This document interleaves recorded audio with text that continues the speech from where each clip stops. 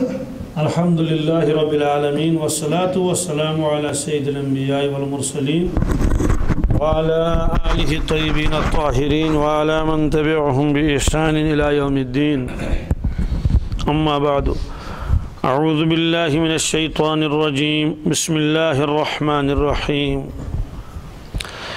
ایاک نعبد و ایاک نستعین۔ اس کا ترجمہ ہے بس ہم تیری ہی عبادت کرتے ہیں اور بس تجھ ہی سے مدد چاہتے ہیں۔ گویا کہ یہ آیت کیا ہے؟ یہ آیت تو خلاصہ ہے پوری تمام آسمانی کتابوں کا۔ تمام آسمانی کتابوں کا خلاصہ یہ دو چیزیں ہیں۔ کون کون سی چیز؟ ایاک نعبد و ایاک نستعین۔ یہ خلاصہ کیوں ہے؟ خلاصہ یہ ہے کہ ایک میں تو ہے ایاک نعبد، ہم صرف آپ ہی کی عبادت کرتے ہیں اور کسی کی نہیں۔ فرماتے ہیں اس میں شرک کے تمام قسموں کی تردید ہے، شرک کے تمام قسموں کی۔ اس کا مطلب تو یہ ہے کہ ہماری عبادت تو بس آپ ہی کے لیے خاص ہے اور کسی کے لیے ہے ہی نہیں۔ دوسری چیز ہے وَإِيَّاكَ نَسْتَعِينُ، اس میں بیزاری ہے کس چیز سے؟ کہ ہم کچھ بھی نہیں، ہم اس چیز سے، انانیت سے، عجب سے اور اپنی بے قدرتی کا اس میں بیان ہے کہ میرے اندر کوئی قدرت نہیں ہے۔ بات سمجھ آ گئی؟ کوئی قدرت میرے اندر نہیں ہے، میں تمہاری اعانت کا زبردست محتاج ہوں، تیری دستگیری کا محتاج ہوں میں۔ اور یہ ہے کہ ہر وقت حفاظت کے لیے، نصرت کے لیے مجھے آپ کی ضرورت ہے۔ گویا کہ میں ہر وقت اپنے آپ کو آپ ہی کے دست قدرت میں دینا چاہتا ہوں۔ تو ایک میں آئے عبادت کا تذکرہ پہلے اور دوسری میں آیا کس کا؟ استعانت کا تذکرہ، مانگنا۔ سوال ہے مانگنا بھی اللہ تعالیٰ کے ساتھ خاص کیوں ہوا؟ اس کی وجہ کیا ہے؟ مانگنے کو عربی میں دعا بھی کہتے ہیں۔ کیا دعا ہے نا؟ مانگنا کہتے ہیں، دعا مانگ لیجئے۔ اللہ کے نبی صلی اللہ علیہ وسلم فرمایا الدعاء مخ العبادہ، الدعاء، فرمایا کہ دعا کیا ہے؟ یہ عبادت کا مغز ہے۔ مغز کس سے کہتے ہیں؟ کشمیری میں بھی کہتے ہیں بہرے خاموش رہو تمہیں تو میرے مغز کھا لیے ہے، سب کہتا مغزہ کرو پریشان، کہتے نہیں کہتے؟ مغز کہتے ہیں جو چیز اندر ہو، جو چیز ہے۔ اور گری کو بھی مغز کہتے ہیں، گوج، پیٹ چاسن چھلک اندر کیا چاسن؟ گوج چاسن اندر۔ اور اصل مقصد تو اندر والی چیز ہے۔ اگرچہ کنڈتی شیمن وکار پچ زالن کرن تم، لیکن اصل تو اندر والا ہے۔ اور اگر اخروٹ ہو اندر سے گری نہ ہو تو ظاہر سی بات ہو تو اخروٹ بیکار ہو جائے گا۔ اس لیے فرمایا دعا کیا ہے؟ یہ عبادت کا مغز ہے، عبادت کی گری ہے۔ اصل تو یہی ہے۔ دعا میں عاجزی اور انکساری ہوتی ہے، بندہ اپنی ساری حاجتوں کو اللہ تبارک تعالیٰ کے سامنے پیش کر لیتا ہے۔ اسی لیے ایک حدیث میں فرمایا جو بندہ اللہ سے مانگتا نہیں ہے اللہ تعالیٰ اسے ناراض ہوتے ہیں۔ کیوں نہیں مانگتا ہے مجھ سے؟ اپنے آپ کو بے نیاز سمجھتا ہے۔ آپ کہیں گے بھائی جس کے پاس ہر چیز ہو اس کو مانگنے کی کیا ضرورت ہے؟ اچھا، اس کو مانگنے کی ضرورت نہیں؟ کیا اس کو ہوا کی ضرورت نہیں؟ کیا اس کو پانی کی ضرورت نہیں ہے؟ کیا اس کو آنکھوں کی روشنی کی ضرورت نہیں ہے؟ ان ساری چیزوں میں تو وہ اللہ تعالیٰ کا محتاج ہے۔ بظاہر اگر اس کو کہتا ہے کہ مجھے تو آپ مانگنے کی کسی ضرورت نہیں ہے، میرے پاس اتنے پیسے بھی ہیں، اتنی دولت بھی ہے، تو پھر بھی تو چارہ ہی نہیں ہے، اسے تو اللہ سے مانگنا ہی مانگنا پڑے گا۔ ہر قدم پر وہ اللہ تعالیٰ کا محتاج ہے۔ اگر آنکھوں کی روشنی چلی جائے تو کیا کرے؟ اگر زبان بند ہو جائے تو کیا کرے؟ اگر فالش گر جائے تو کیا کرے؟ بات سمجھ آ گئی؟ کھانا کھا لیا واپس آ گیا، ہضم ہی نہیں ہوتا ہے، وہ تو اللہ جب اجازت دے دیں گے تب تو کھانا ہضم ہو جائے گا، ورنہ سارا کا سارا واپس آ جائے گا۔ اور اگر ہوا بند ہو جائے 2 منٹ کے لیے کتنے لوگ زندہ رہیں گے؟ سارے کے سارے مر جائیں گے۔ اگر پانی نہ ملے 1 دن 2 دن تو کیا حال ہوگا؟ اس طرح سے فرمایا دعا کیا ہے؟ یہ عبادت کا مغز ہے۔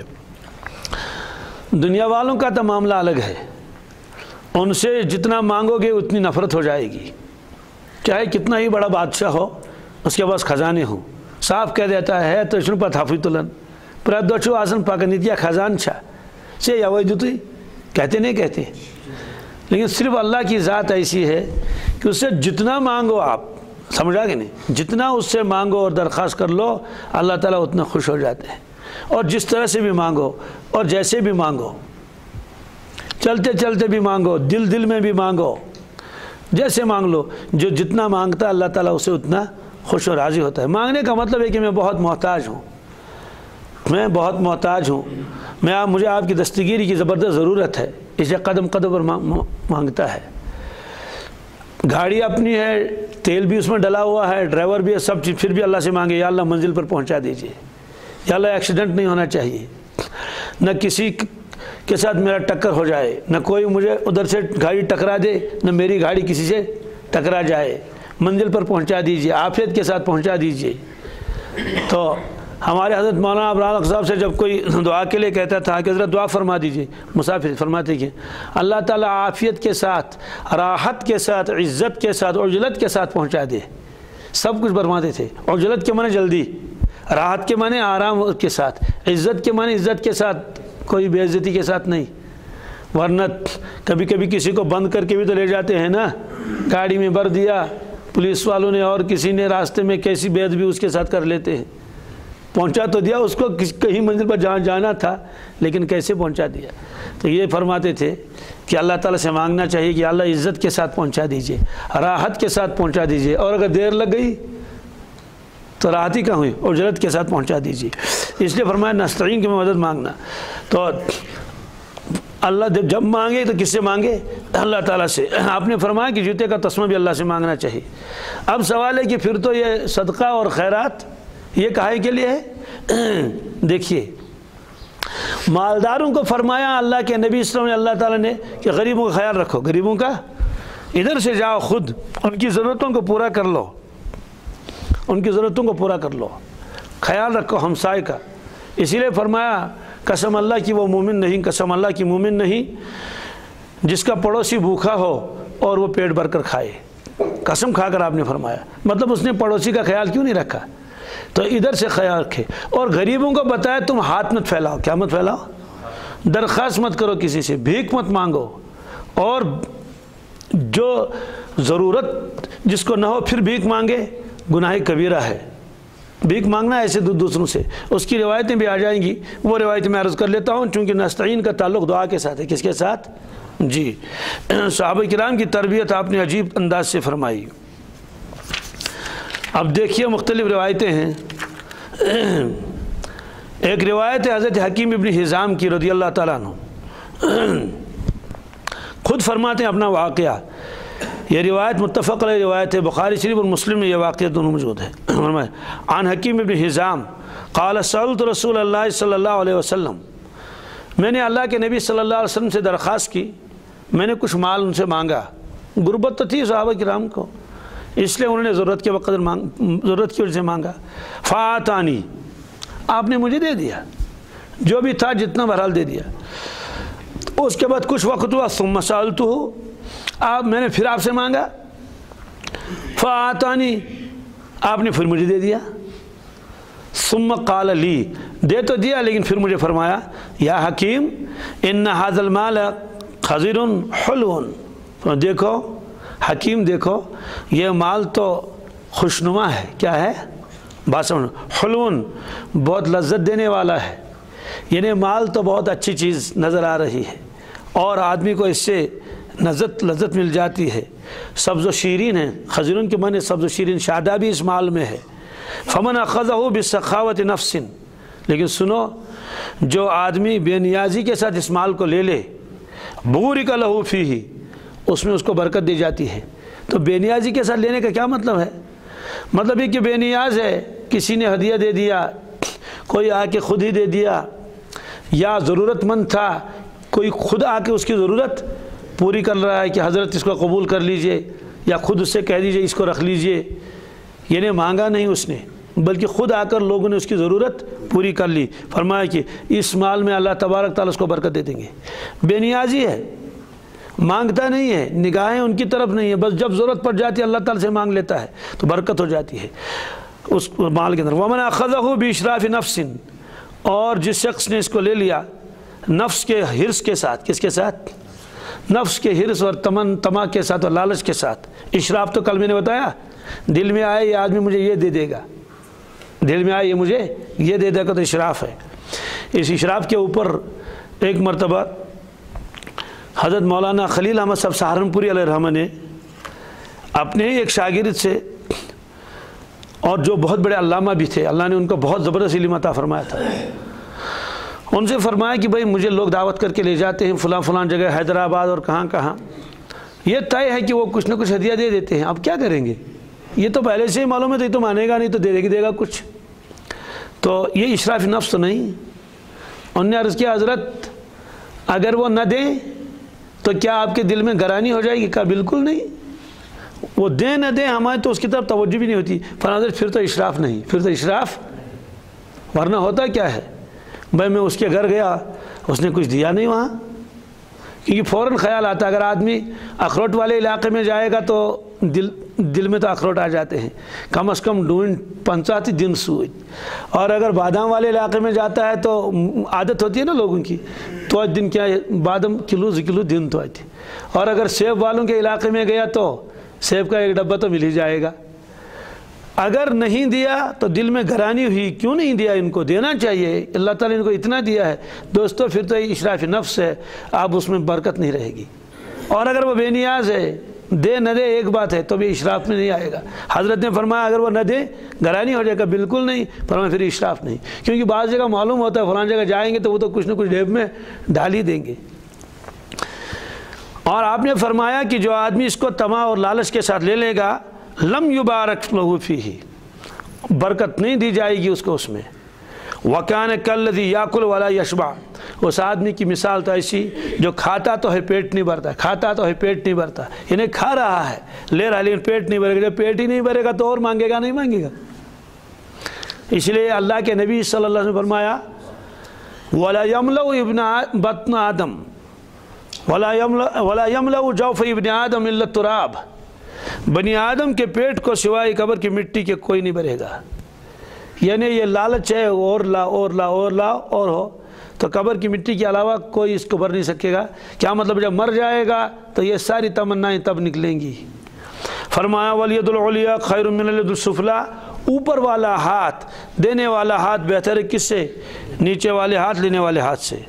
قال حکیم، یہ سننے کے بعد حضرت حکیم ابن حزام نے عرض کیا رضی اللہ تعالیٰ عنہ نے، کیا؟ فقلت، میں نے عرض کیا یا رسول اللہ صلی اللہ علیہ وسلم والذی بعثک بالحق، قسم اس پروردگار کی جس نے آپ کو حق کے ساتھ بھیجا ہے، لا ارجو احدا بعدک شیئا، آپ کے بعد اور اس وقت کے بعد میں کسی سے کوئی چیز نہیں مانگوں گا، حتی افارق الدنیا، یہاں تک کہ میں دنیا سے نہ چلا جاؤں، جب تک میں دنیا سے نہیں جاؤں گا تب تک میں کسی سے کبھی سوال نہیں کروں گا۔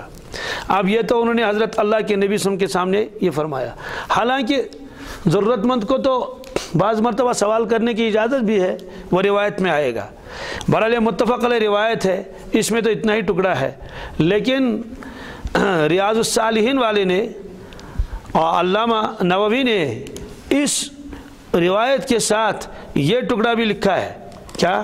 اب تو انہوں نے وعدہ کر لیا کہ میں کسی سے مانگوں گا نہیں، کبھی سوال نہیں کروں گا آپ کے بعد، یہاں تک کہ میں دنیا سے چلا جاؤں۔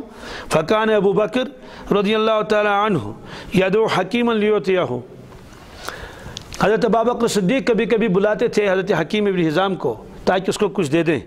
فیابى ان يقبل منه شیئا، صاحب انکار کیا کہ مجھے ضرورت نہیں، یعنی قبول ہی نہیں فرماتے تھے۔ سوال وہ کیوں بلاتے تھے ان کو؟ بیت المال غربا کو وظیفے دیتا تھا، ایسے کبھی کبھی مال فے آتا تھا، مال غنیمت وغیرہ، یا اور چیزیں جو غریبوں کی امداد کے لیے بیت المال میں ہوتی تھی، تو خود ان کو بلا کے حضرت ابوبکر صدیق دیتے تھے۔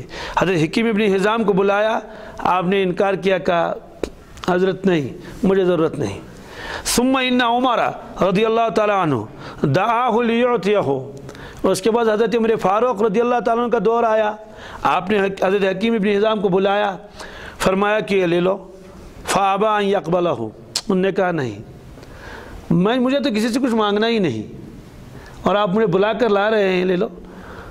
حالانکہ اللہ کے نبی صلی اللہ علیہ وسلم صرف فرمایا تھا کہ یہ جو لے لے گا لالچ کے ساتھ اس کو تو برکت نہیں دی جائے گی، خود بخود آ جائے گا، لیکن آپ نے ایسا وعدہ حضرت کے ساتھ کیا کہ آپ نے کسی کا قبول ہی نہیں کیا۔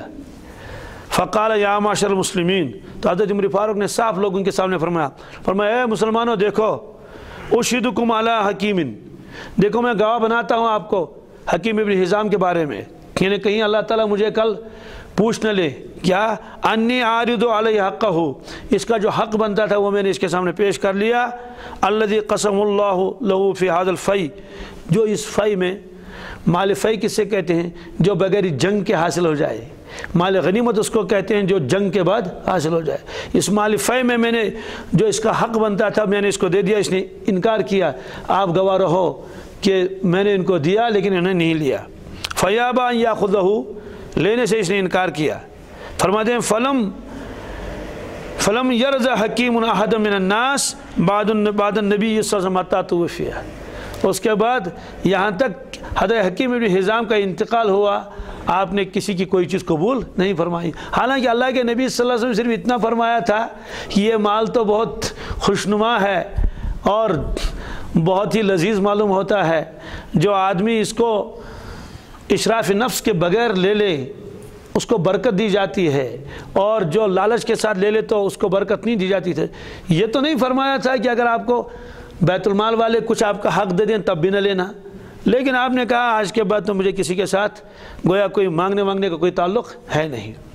تو اس طرح تربیت فرماتے تھے رسول اللہ صلی اللہ علیہ وسلم، اور ہے بھی یہ روایتیں بہت ہیں، سب کا اس وقت مقصود نہیں بتانا، اور اس میں یہ ہے کہ جو آدمی دروازہ کھولتا ہے مانگنے کا، اللہ تعالیٰ اس کے اوپر غربت کا دروازہ کھولتا ہے کہ یہ تو ہر ایک کے ساتھ مانگتا پھرتا ہے، ہر ایک کے ساتھ مانگتا پھرتا ہے، اس کی ضرورتیں پوری نہیں ہو پاتی ہیں۔ ایسے ہی اللہ کے نبی صلی اللہ علیہ وسلم نے ایک موقع پر فرمایا، حضرت عبداللہ ابن مسعود رضی اللہ تعالیٰ روایت فرماتے ہیں، کیا فرماتے ہیں؟ قال رسول اللہ صلی اللہ علیہ وسلم من سال الناس ولہ ما یغنیہ، جو آدمی لوگوں سے بھیک مانگتا پھرے حالانکہ اس کے پاس ضرورت کے بقدر ہے، جاء یوم القیامت ومسألتہ فی وجہہ، وہ آئے گا قیامت کے دن اس حال میں کہ اس کا چہرہ زخمی ہوگا، اس کا چہرہ، فرمایا کہ فی وجہ خموش او خدوش او قدوح، تین الفاظ آپ نے فرمایا، خلاصہ تین کا ایک ہی ہے کہ اس کا چہرہ زخمی ہوگا، یعنی مانگنے کا سوال اس کے اثرات چہرے پر ہوں گے۔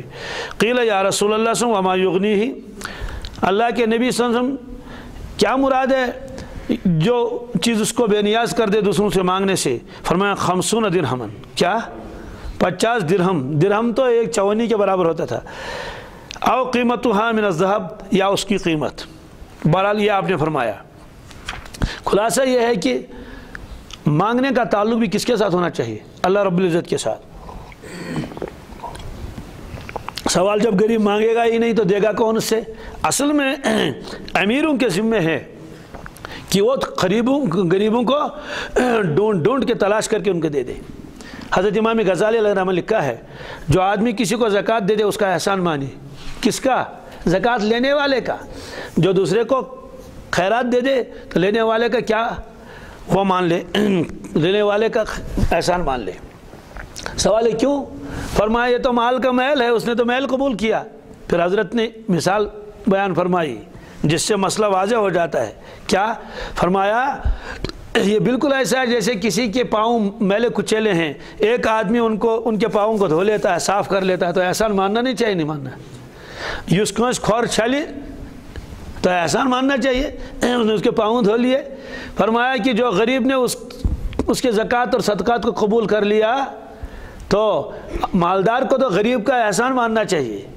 ہم لوگ تو اس کا الٹا کر لیتے ہیں، کسی کو کچھ پیسے دے دیے صدقہ زکوٰۃ کے تو اس کے اوپر منت رکھ لیتے ہیں، تو اس کا احسان ماننا چاہیے کہ اس نے ہم کو کیا کر لیا، قبول کر لیا۔ ہاں جن کو دے دیا جائے وہ بھی شکریہ ادا کر لے۔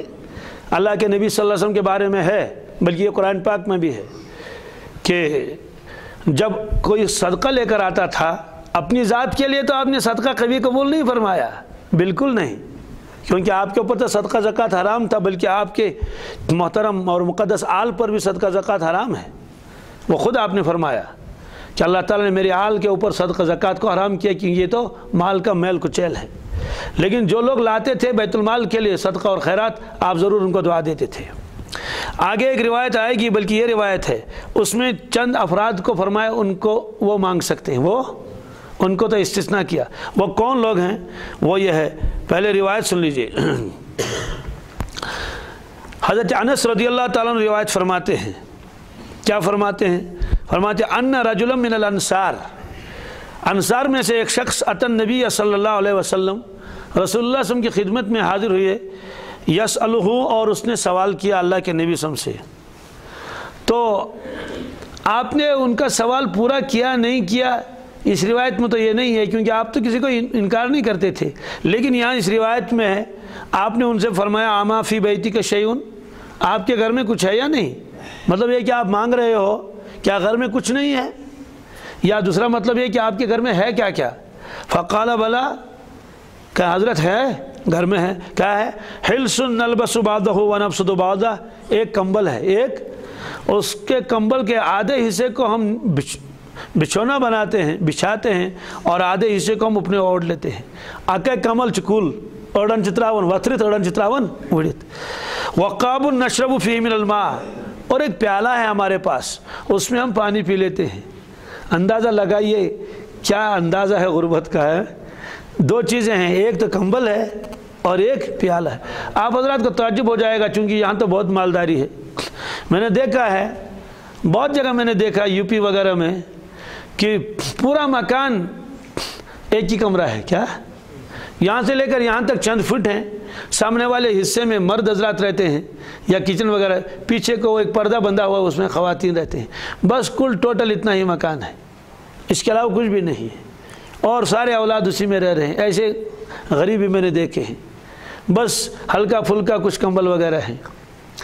اب ہم کو خود اپنا آپ نظر غریب کیوں نظر آتا ہے؟ ایس کیا جیون پاسنجر لسٹ غریب، اصل میں ہم دیکھتے ہیں بڑے بڑے مالداروں کو تو ہم کو اپنا آپ جو ہے وہ غریب نظر آتا ہے، اور اگر آدمی ان لوگوں کو دیکھے گا تو کبھی بھی اپنے آپ کو غریب تصور نہیں کرے گا۔ اور یہ اللہ کے نبی صلی اللہ علیہ وسلم نے وصیت کی تھی، نصیحت کی تھی حضرت ابو ذر سے، بہت ساری نصیحتیں، اس میں یہ فرمایا تھا ابو ذر کبھی مالداروں کی طرف نہ دیکھنا۔ دیکھنے کا مطلب یہ نہیں کہ سلام کلام بھی نہ کرنا، بیمار ہو جائیں تو عیادت بھی نہ کرنا، نہیں، مطلب یہ ہے کہ ان کے مال کی طرف دیکھ دیکھ کے یہ نہ تمنا کرنا کہ میں ایسا ہو جاتا۔ فرمایا کہ نہیں، غریبوں کو دیکھنا۔ کن کو؟ تو غریبوں کو آدمی دیکھے گا تو شکر کرے گا، مالداروں کو دیکھے گا تو ناشکری کرے گا۔ فہرحال اس شخص نے عرض کیا حضرت میرے پاس ہے، ایک کمبل ہے اور ایک پیالہ ہے۔ قال ایتنی بہما، لے آؤ ان دونوں کو میرے پاس، انہیں کمبل بھی لے آؤ اور پیالہ بھی۔ فاتاہ بہما، وہ لے کر آیا دونوں چیزیں۔ فاخذہما رسول اللہ صلی اللہ علیہ وسلم بیدہ، اللہ کے نبی صلی اللہ علیہ وسلم نے اپنے دست مبارک میں ان کو لے لیا، یعنی ایک کمبل کو بھی لے لیا اپنے دست مبارک میں، اور دوسرے دست مبارک میں ہم نے پیالہ لے لیا۔ پھر کیا آپ نے کیا؟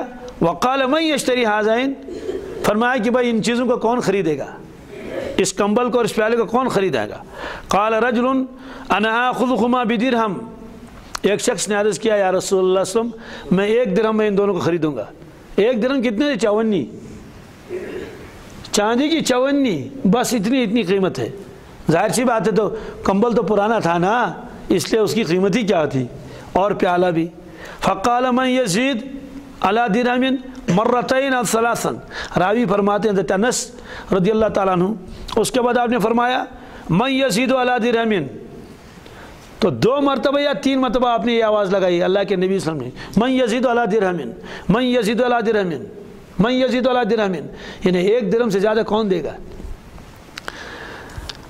قال رجل انا آخذہما بدرہمین، اب ایک اور شخص نے عرض کیا حضرت میں 2 درہم دیتا ہوں۔ فآتاہما ایاہ، آپ نے وہ دونوں چیزیں اس آدمی کو دے دی، اس نے وہاں سے 2 درہم دے دیے۔ اس سے فقہاء کرام نے اور محدثین نے ایک مسئلہ نکالا ہے کہ جس کو ہم بولی کہتے ہیں، نیلامی، نیلام کرنا کسی چیز کو، بولی لگانا، یہ جائز ہے۔ کیا ہے؟ اللہ کے نبی صلی اللہ علیہ وسلم نے فرمایا بھائی کون زیادہ دے گا؟ ایک آدمی نے کہا میں 1 درہم دے گا، آپ نے فرمایا کون زیادہ دے گا؟ 2 درہم۔ اب 2 درہم کے علاوہ آپ نے بولی کیوں نہیں لگائی؟ ظاہر سی بات ہے اس کی قیمت 2 درہم سے زیادہ تھی تو ظلم ہو جاتا کسی پر، اور 3 درہم کے لیے تو کوئی خریدنے کے لیے تیار بھی نہیں ہوتا۔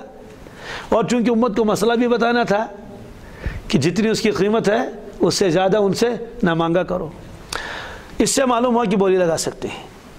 لیکن اگر کوئی آدمی خریدنا تو ہے نہیں، محض بھاؤ چڑھانے کے لیے، قیمت بڑھانے کے لیے بولی دے رہا ہے، اس کو فرمایا آپ نے یہ حرام ہے۔ کیا ہے؟ خریدنا تو ہے نہیں، بس خواہ میں آ گیا بولی دینے والوں میں، بولی لگ رہی ہے تو کاشت دنس پندہ زساس خزن جو بات سمجھ آ گئی، خریدنا تو ہے ہی نہیں۔ اور یہ حدیث پاک میں ہے کہ اس نے زبردست بڑا دھوکہ کیا، اور جھوٹوں میں سے بڑا جھوٹا یہ ہے، خریدنا تو ہے ہی نہیں، اور اس سے کیا نقصان ہوگا؟ دوسرے لوگ کہیں گے کہ بھائی جب تک یہ چیز اتنی قیمتی نہیں ہے، یہ اس میں آپ کیوں لگا رہا ہے آواز اتنا اور اتنا؟ اصل میں اس کو مقصد کیا ہے؟ دنیا میں ایسا بہت ہوتا ہے، تمو چاسن کرمی دہان شان، تمو چاسن میں 2 اور 5 بول دن وال ہے تیزی سے بول گتی ہور کھڑ جو، مگر ہون چن تمن کہتے، تو ظاہر سی بات ہے وہ تو آگے چڑھا رہا ہے، تو ادھر سے دوسرا آدمی اس سے آگے دے دیتا ہے، اس سے آگے دے دیا، بعد میں اس سے کہا بھائی تم اپنے پیسے لے لو۔ کسی کے 50,000 اس نے وہ کر لے طے کیے تھے، کسی نے 10,000 کر لیے تھے۔ تو آپ صلی اللہ علیہ وسلم نے یہ بھی فرمایا جس کو خریدنا نہ ہو اور وہ پھر بولی کو بڑھا دے، تو پورے الفاظ تو مجھے یاد نہیں ہیں، شاید آپ نے فرمایا یہ جھوٹوں میں سے سب سے بڑا جھوٹا اور مکار و فریبی ہے، دغاباز ہے۔ تو بہرحال 2 درہم اس نے دے دیا اس صحابی نے۔ فآتاہم الانصاری، آپ نے وہ 2 درہم دے کے انصاری کو دے دیے۔ وقال اشتری بأحدہما طعاما، فرمایا دیکھو 1 درہم کا کھانا خرید لو، فانبذ الی اہلک، جاؤ اپنے گھر والوں کو دے دو، کیونکہ اس نے کہا میں تو بہت غریب آدمی ہوں، میرے پاس تو کچھ بھی نہیں، فرمایا 1 درہم کا کھانا خرید لو اور اس کو اپنے گھر چھوڑاؤ۔ واشتری بالآخر قدوما، اور دوسرے درہم کے 1 کلہاڑی خرید کے لاؤ، تبرنج 20 درہمس، فاتنی بھی، لیکن اس کو میرے پاس لاؤ، کلہاڑی خرید لو، کھانا تو گھر چھوڑاؤ لیکن کلہاڑی میرے پاس لاؤ۔ فاتاہ بھی، تو لے کر آیا وہ کلہاڑی، لوہار سے لے آیا تھا بغیر دستے کے، دستہ کو دھن۔ فشد فیہ رسول اللہ صلی اللہ علیہ وسلم عودن بیدہ، اللہ کے نبی صلی اللہ علیہ وسلم نے اپنے دستی مبارک سے اس میں دستہ لگا دیا، پانے کو رزدان، یعنی خود آپ اٹھے جب وہ لے کر آیا، حضرت میں تو لے آیا ہوں، مجھے معلوم نہیں اس کو کیا کرنا ہے، آپ نے فرمایا تھا یہ ادھر ہی لے آنا، حضرت میں حاضر ہوا ہوں، آپ نے فرمایا ٹھہرو، آپ گئے اور آپ نے خود جا کے کیا کر لیا، ہاں اس کے اوپر دستہ لگا دیا۔ دیکھو ایک بات ذہن میں رکھنا، جتنے بھی کمالات دنیا میں ہو سکتے ہیں وہ سارے کمالات اللہ کے نبی صلی اللہ علیہ وسلم کو تھے۔ بات سمجھ آ گئی؟ حالانکہ بظاہر تو یہ وہی آدمی کرے گا جو اس میں جان پہچان جس کو ہو، کاریگر ہو، اس ماہر اشکا میں چھانے کا اسے ایک دان کرت آج تک میں تور اتس میں تلیں، لیکن آپ صلی اللہ علیہ وسلم آئے اور اپنے دست مبارک سے اس کے اندر کیا دستہ لگا کے دے دیا، تو برکت بھی تو آئی نا اس سے۔ پھر اس کے بعد کیا فرمایا؟ فرمایا کہ ثم قال اذهب فاحتطب، جاؤ لکڑیاں کاٹ لو، لکڑیاں جنگل سے لکڑیاں کاٹ کر لاؤ، وبیع، اور جاؤ بیچو اس کو بازار میں، ولا رینک 15 یوما، دیکھو 15 دن میں آپ کو یہاں نہ دیکھوں۔ کتنے دن؟ مطلب یہ ہے کہ جس علاقے کا وہ رہنے والا ہوگا نماز وغیرہ تو پڑھے گا ہی، ظاہر سی بات ہے اپنے یہاں پڑھے گا، لیکن آپ نے فرمایا کہ 15 دن تک یہاں نہ آنا، 15 دن کے بعد آنا۔ وہ چلا گیا، فذهب الرجل يحتطب ويبيع، وہ لکڑیاں لاتا رہا بیچتا رہا، لاتا رہا بیچتا رہا، فجاءه، اس کے بعد آیا 15 دن کے بعد، وقد اصاب 10 دراہم۔ اب اس میں تو روایت کو مختصر کیا، تو اللہ کے نبی صلی اللہ علیہ وسلم سے بات چیت ہوئی، ملاقات ہوئی، حضرت میں حاضر ہوا ہوں، تو آپ نے پوچھ لیا کہ بھئی کیا ہوا؟ اس نے عرض کیا کہ حضرت میں لکڑیاں کاٹتا رہا بیچتا رہا، اور کیا کتنا کمایا؟ تو اس نے کہا حضرت میں نے 10 درہم کمائی۔ کتنے؟ تو فاشترى ببعضها ثوبا وببعضها طعاما، کہا حضرت کچھ پیسوں کے تو میں نے کپڑے خرید لیے اپنے بال بچوں کے لیے، اور کچھ کپڑوں کے لیے میں نے کچھ پیسوں کا میں نے غلہ وغیرہ خرید لیا۔ فقال رسول اللہ صلی اللہ علیہ وسلم هذا خیر لك من ان تجيء المسألة نقطة في وجهك يوم القیامہ، آپ نے فرمایا یہ تمہارے لیے بہتر ہے مزدوری کرنا تمہارے لیے بہتر ہے، لکڑیاں کاٹ کاٹ کے لانا اور بازار میں بیچنا تمہارے لیے بہتر ہے، اس بات سے کہ یہ جو تم مانگ رہے ہو قیامت کے دن جب آؤ گے تو تمہارے چہرے پر اس کا نشان ہوگا، تمہارے چہرے پر اس کا نشان ہوگا، تمہارے چہرے پر کہ تم مانگتے کیوں تھے۔ گویا آپ صلی اللہ علیہ وسلم نے امت کو یہ بتایا کہ کچھ کر لو، یہ بھیک مانگنے والا یہ پیشہ چھوڑ دو۔ اس لیے بہت وعید آئی ہے کہ سارے لوگ جب بھیک مانگنا شروع کر دیں گے تو پھر کمائے گا کون؟ اسی لیے شریعت میں جوا کھیلنا حرام ہے۔ کیوں؟ اس کو میسر کہتے ہیں، کیونکہ آسانی کے ساتھ مال ملتا ہے۔ تو سب